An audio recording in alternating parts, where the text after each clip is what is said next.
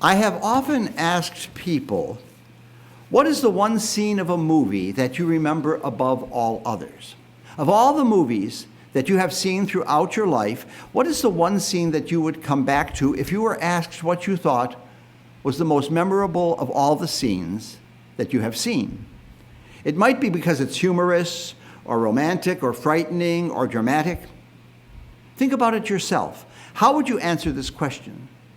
Sometimes I get people telling me unique and unexpected answers, but more often I hear very famous and familiar scenes repeated, such as Gene Kelly singing and tap dancing in puddles and singing in the rain, or Marlon Brando yelling, "Stella, Stella," in A Streetcar Named Desire, or Humphrey Bogart saying farewell to Ingrid Bergman at the airport in Casablanca. We'll always have Paris. And then for the fourth time in the movie, here's looking at you, kid. I hope you can think of a scene, and if you do, let me know, I'm curious. But what am I going on about all these movies for? Because I want to tell you about my choice. My scene comes from the 1979 movie, The Jerk, in which comedian Steve Martin made his film debut as Nevin Johnson, the character in the title. The scene I always remember is the one where, after having an argument with his girlfriend, played by Bernadette Peters, Martin, dressed in a bathrobe and with his pants down around his ankles, prepares to leave the house. And as he shuffles along, he says this: "I don't need any of this. I don't need this stuff. And I don't need you. I don't need anything except this ashtray. That's the only thing I need is this." And he picks it up. "I don't need this or this, just this ashtray and this paddle game. The ashtray and the paddle game, and that's all I need, and this remote control. The ashtray, the paddle game, and the remote control, that's all I need, and these matches. The ashtray, the matches, the remote control, and the paddle game, and this lamp. The ashtray, the paddle game, the remote control, and the lamp, and that's all I need. And that's all I need too. I don't need one more thing, not one. I need this. Oh, the paddle game, the chair, the remote control, and the matches for sure." By the time he gets to the door, he's loaded down with so much stuff he can barely get through the door. Now, whenever I read the gospel passage that was just proclaimed and hear Jesus say that we must enter through the narrow gate, or another passage where Jesus says it's easier for a camel to pass through the eye of a needle than for a rich man to enter the kingdom of heaven, I think of Steve Martin stumbling along, loaded down with all of this stuff. And I imagine myself saying, "I don't need any of this. I don't need my books or all these CDs or these record albums or this widescreen television set or my car." But then I think, who am I kidding? Of course I need it all. Deep down, if we're honest with ourselves, don't we know that all the stuff of our lives, none of which is bad in itself, can clutter up our lives so much that it begins to burden us, insulating us, walling us up, and then it can isolate us from others and from God. But the stuff of our lives is not just outside. It's not just the physical objects that we collect and maybe even hoard, but it's also the stuff on the inside, the stuff that's in our mind and in our heart. It can be resentment, the grudges, the guilt, the regrets, all the negative feelings about ourselves, about others, about life, which will prevent our hearts from passing through the narrow gate. So what are we to do? Jesus tells us in no uncertain terms we must strive to enter through the narrow gate.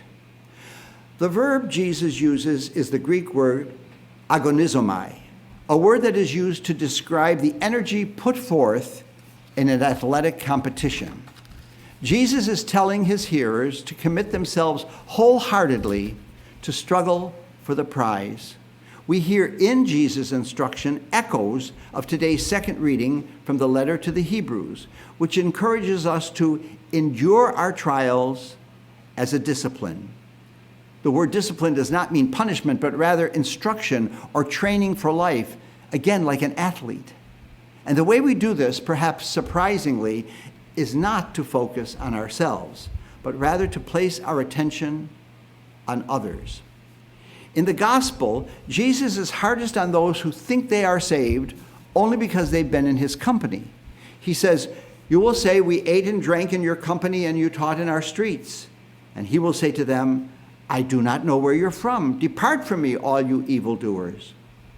Those who presume that casual association with, rather than genuine commitment to, the master of the house will be sufficient for admission to the banquet, will be in for a rude awakening. Not only will they not be admitted, but those whom they presumed would be turned away will be the first to enter. In this way, the gospel affirms the common theme of the first reading and the responsorial psalm regarding the universality of the messianic banquet. Isaiah's and Jesus' words are astounding in their inclusivity. Isaiah says, I will send fugitives to the nation, to the distant coastlands, and they shall proclaim my glory among the nations. And Jesus predicts people will come from the east and the west, from the north and the south, and will recline at the table in the kingdom.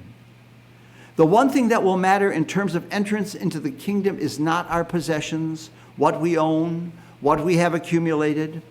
What will matter is what is in our hearts, what they contain.